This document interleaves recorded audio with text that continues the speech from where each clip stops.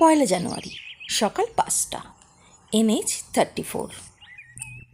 রোজকার মতোই সীতারাম চাচা ঘুম থেকে উঠে দোকান সাজিয়ে ওর সাথে থাকা ছেলেটাকে বলল, বিট্টু ধ্যান রাখনা, मैं अभी गया अभी आया।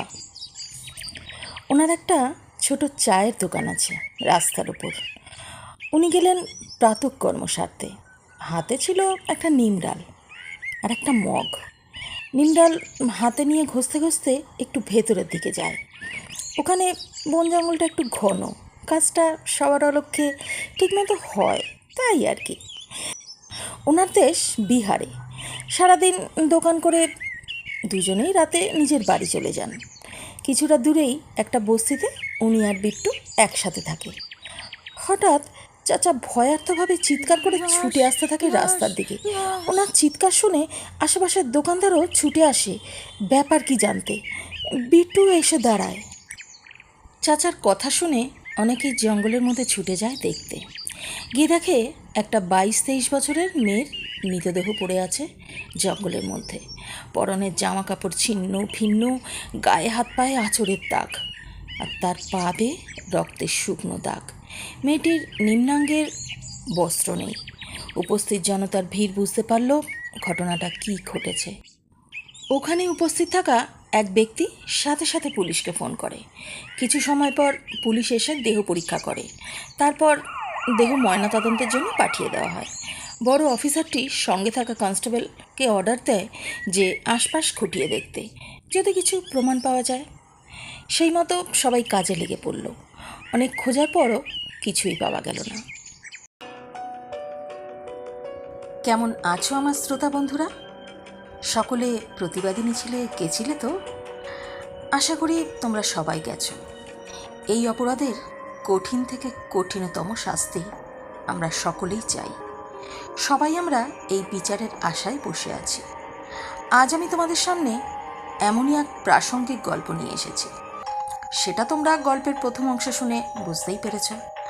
আজ আমি তোমাদের এই গল্পের প্রথম ভাগ শোনাতে চলেছি। গল্পের নাম প্রতিশোধ। গল্প রচনা ও গল্প পাঠে আমি তোমাদের বন্ধু চল। গল্পে যাওয়ার আগে একটা গুরুত্বপূর্ণ কথা, তোমরা সবাই এই চ্যানেলটিকে সাবস্ক্রাইব করেছো তো? যদি না করে থাকো তো এক্ষুনি করে ফেলো, আর আনন্দ নিতে থাকো নানান স্বাদের গল্প কবিতার। গল্প ভালো লাগলে একটা লাইক কমেন্ট ও শেয়ার করে পাশে থেকো। চলো শুনে আসি গল্পের পরবর্তী অংশ। পয়লা জানুয়ারি সকাল 9টা। সৌজন্য ব্যস্ত গোধূলির পরিচর্যা করতে। গোধূলির এখন ভরা মাস, যে কোনো দিনই তার ডেলিভারি হতে পারে, তাই জন্য সে অফিস ছুটি নিয়েছে। সৌজন্য এই কটা মাস ওর স্ত্রীকে ভালো করে দেখাশোনা করতে পারেনি, কারণ তাকে অফিসের কাজে প্রায়ই বাইরে থাকতে হয়েছে। তখন গোধূলির দেখাশোনা করেছে পাশের ফ্ল্যাটের বয়স্ক দম্পতিরাই। তারা ভুলেই যান যে তাদের বয়স হয়েছে। তাদের নিজের ইচ্ছাতেই এই সব কিছু করেন। তারা নিঃসন্তান। এখন উনি গোধূলিকে ফল খাইয়ে দিচ্ছেন। এই সময় সৌজন্যর ফোনে একটা ফোন আসে অফিস থেকে। দুবার বেজে যাবার পর গজগজ করতে করতে ফোনটা রিসিভ করলো সৌজন্য। ফোন তুলতেই ওপাশ থেকে স্যারের গলা শুনতে পেল। আমি তো লিভে আছি, আমার স্ত্রী যখন তখন ডেলিভারি হতে পারে, তাই প্লিজ আমাকে কিছু বলবেন না। এই সময় আমি ওকে ছেড়ে কোথাও যেতে পারবো না। আমি বুঝতে পারছি সব কিছু। এই প্রজেক্টটা প্রথম থেকে তুমিই হ্যান্ডেল করছিলে, তাই বলছি। অফিস থেকে 24 ঘন্টার জন্য নার্স পাঠানো হবে তোমার স্ত্রীর জন্য, তুমি চিন্তা করো না। কিন্তু এটা তুমি ছাড়া কেউ পারবে না সৌজন্য। আমি 5 মিনিট পর ফোন করছি বলেই সৌজন্য ফোন রেখে সব কথা খুলে বলল গোধূলিকে। তুমি যাও, আন্টি আঙ্কেল তো আছেন আর নার্স তো আসবেই, তাই তুমি নিশ্চিন্তে যাও। সাথে সাথে বয়স্ক দম্পতিগুলোও বলল, চিন্তা করো না বাবা, তুমি যাও, আমরা আছি তো। আমাদের ওপর কি বিশ্বাস হচ্ছে না তোমার? এভাবে বলবেন না আঙ্কেল, আপনাদের ওপর বিশ্বাস করেই তো আমি কাজে বেরোতে পারি। ঠিক আছে, আমি স্যারকে ফোন করে বলে দিচ্ছি আমি আসছি। পরের দিন সকালেইও চলে গেল শহরের বাইরে। 3রা জানুয়ারি সকাল 5টা, NH-34। একটা সাদা বড় গাড়িকে রাস্তার ধারে রহস্যজনকভাবে দাঁড়িয়ে থাকতে দেখে অনেকে সেই দিকে গিয়ে দেখে গাড়ির ভিতর 4 জন ছেলের নিথর দেহ পড়ে আছে। গাড়ির অবস্থা দেখে মনে হচ্ছে না যে গাড়ি নিয়ন্ত্রণ হারিয়ে দুর্ঘটনা ঘটেছে। যথারীতি পুলিশকে ফোন করা হলো। পুলিশ এসে ডেড বডি নিয়ে যায় ময়নাতদন্তের জন্য। 3রা জানুয়ারি সকাল 11টা, পুলিশ স্টেশন। একজন ইন্সপেক্টর ACP শার্দুল সোমের ঘরে এসে ঢুকল। তার দিকে একটা ফাইল এগিয়ে দিল। ফাইল দেখে উনি অবাক কিছুই হয়নি, শুধু বললেন, গণধর্ষণ।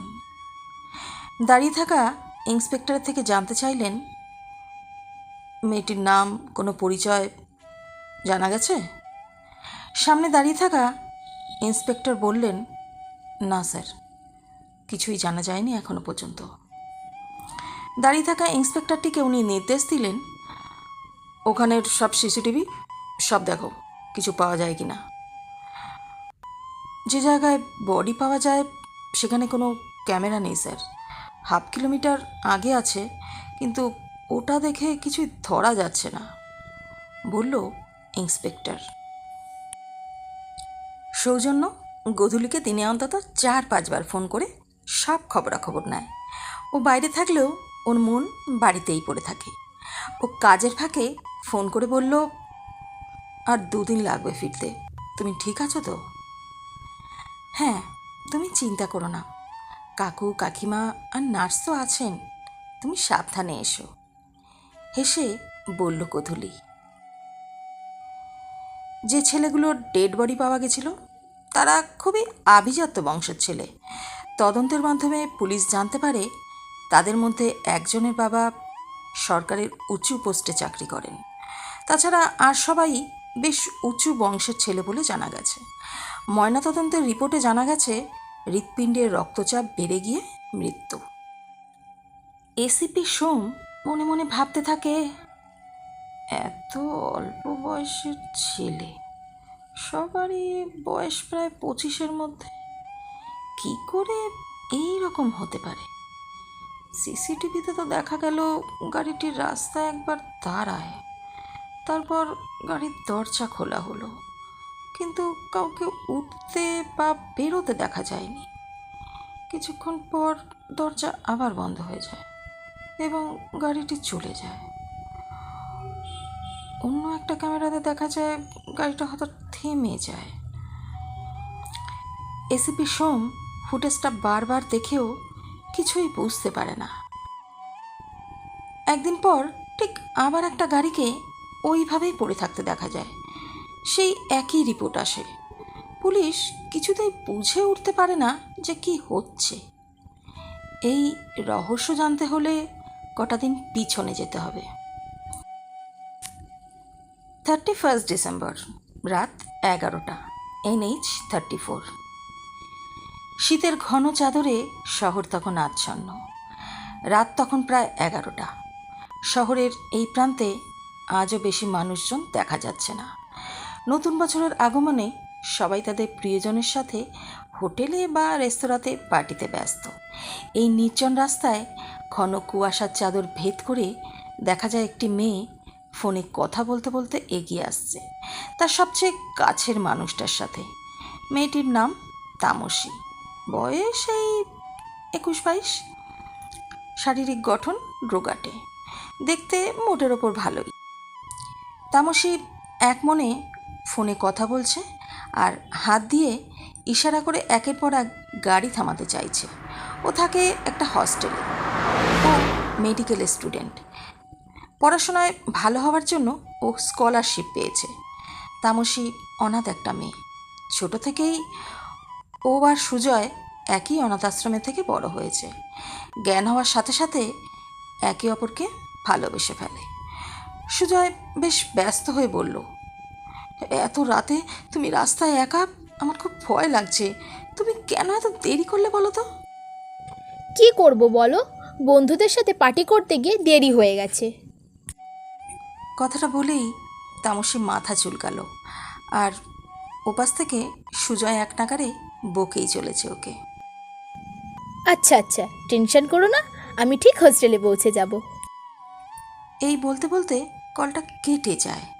ঠিক তখনই একটা গাড়ি এসে ওর সামনে দাঁড়ালো। তামসী তাকিয়ে দেখে একটা একটা সাদা বড় গাড়ি। ও ভয় ভয় একটু পিছিয়ে গেল। গাড়ির গ্লাস নামিয়ে একটি 27-28 বছরের ছেলে তাকে বলল, এনি হেল্প? তামসী গাড়িতে বসে থাকা ছেলে দুটিকে দেখে বলল, হ্যাঁ, অটো স্ট্যান্ড পর্যন্ত যদি একটু লিফট দেন তা ভালো হয়। তামসীর কথা শুনে ছেলেটি গাড়ির দরজা খুলে বেরিয়ে এসে ওকে বলল, গাড়িতে উঠুন। তামসী একটু ভয় ভয়েই গাড়িতে উঠে বসল এবং গাড়ির ভেতরে বসে থাকা সবাইকে ভালো করে দেখে নিল। ড্রাইভিং সিটে বসে থাকা ছেলেটি মৃদু হেসে বলল, তাহলে যাওয়া যাক। তামসী ভয় ভয়ে ঘাড় নাড়ল। পিছনে বসে থাকা ছেলেটি বলল, আপনার নাম কি? তামসী ওর নাম বলতে ছেলেগুলো নিজেদের নাম বলল। পিছনে থাকা ছেলেটির নাম ববি, যে ড্রাইভ করছে তার নাম রাজ, আর ববির পাশে যে আছে সে সাহিল। তামসী মৃদু হেসে প্রতি নমস্কার জানালো। যত সময় গড়াতে থাকলো তামসীর মনের সংখ্যা আরও ঘনীভূত হতে থাকলো। ও ফোনের দিকে তাকিয়ে দেখে ব্যাটারি শেষ। সেই দিকে ওর আরও বেশি ভয় লাগতে থাকে। আমাকে এখানেই নামিয়ে দিন, আমি চলে যাব। তামসীর কথা শুনে রাজ একবার ববি ও সাহিলের দিকে তাকালো। ববি বলল, আরে এটা তো অটো স্ট্যান্ড নয়, এখনো অনেকটা, আপনি নিশ্চিন্তে বসুন।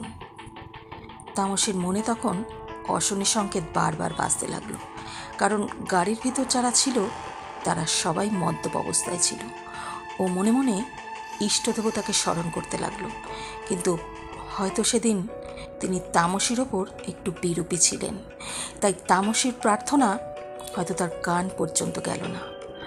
হঠাৎ ববি পিছন থেকে তামসীকে 2 হাত দিয়ে চেপে ধরল। কি করছেন এটা? দয়া করে আপনারা আমার এরকম সর্বনাশ করবেন না, আমি হাত জোড় করছি। তামসী হাত জোর করে অনুনয়ের সুরে বলতে থাকে, কিন্তু তাতে দয়া তো হলোই না, বরং ওরা জোরে জোরে হাসতে থাকে। পিছন থেকে সাহিল বলে ওঠে, একটা নিরাপদ জায়গা থেকে গাড়ি থামা, গাড়িতে কিছু করবি না, তাহলে ফেঁসে যাব কিন্তু। ববিও ওর কথায় সায় দিল। গাড়িটি একটা জনহীন রাস্তার ধারে দাঁড় করায় রাজ। তারপর ওরা 3 জন মিলে তামসীকে টানতে টানতে নিয়ে যায় জঙ্গলের দিকে, ঠিক যেমন ক্ষুধার্ত হায়নার দল তার প্রিয় শিকার নিয়ে যায়, অনেকটা ঠিক তেমন। তামসী প্রাণ বাঁচার জন্য ওদের কাছে ভিক্ষা চাইছে, কিন্তু হায়, কেউ নেই, ওর কথা শোনার মতো কেউ নেই আজ এই মানুষরূপী হায়নাদের থেকে ওকে রক্ষা করার জন্য। তামসী চিৎকার করতে থাকে, আর সারা রাত ধরে চলে তার উপর পাশবিক অত্যাচার ও যৌন নিপীড়ন। সেই যন্ত্রণা সহ্য করতে করতে শেষে সে মূর্ছা যায়। সবার লালসা মিটলে শেষ রাতের দিকে রাজ বলল, এবার চল, মনে হয় মরে গেছে সালি। বলে যেই ওরা যেতে যাবে ঠিক সেই মুহূর্তে তামসীর জ্ঞান ফিরে আসে আর ওদের উদ্দেশ্যে বলল, আমি এর প্রতিশোধ নেব, কাউকে ছাড়বো না।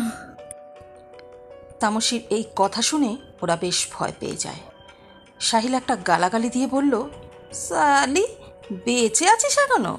তোর জান তো বিশাল, ভাবলাম মরে গেছিস। রাজ ভয়ার্থ কণ্ঠে বলল, ও ও পুলিশের হাতে পড়ে গেলে আমরা শেষ, কিছু কিছু ভাব, জলদি কিছু ভাব। ঠিক তখনই ববি পকেট থেকে রুমালটা বার করে, সেটা দিয়ে তামসীর গলাটা পিছন দিয়ে টেনে ধরল। তামসী যেহেতু মৃত্যু পথযাত্রী ছিলই, তাই আর বেশি সময় লাগলো না মৃত্যুর মুখে ঢলে পড়ার জন্য। ওর চঞ্চল হাত পাগুলো আস্তে আস্তে নিথর হয়ে গেল। ববি পুরোপুরি নিশ্চিন্ত হওয়ার পর ওর বুকে কান দিয়ে শুনতে লাগলো। তারপর একটা বিজয়ের হাসি ওর ঠোঁটের রেখায় ফুটে উঠল। সেটা দেখে রাজ আর সাহিল একটা নিশ্চিন্তের দীর্ঘশ্বাস ফেলল। ওরা যেতে গিয়ে আর একবার ফিরে তাকালো তামসের দিকে। সাহিল হাসতে হাসতে বলল, এই কি বলিস, জ্বালিয়ে দিতে হলে মালটাকে, তাহলে তো কোনো চিহ্নই থাকবে না। রাজ কিছু একটা ভেবে বলল, না থাক, চল, আগুন জ্বালালে কেউ বুঝতে পেরে যাবে, আর একটা ডেড বডিকে জ্বালাতে গেলে তো কেরোসিন বা পেট্রোল লাগবে, সেটা তো নেই। চল, ওর কাছে কিছু থাকলে সেটা নিয়ে চল।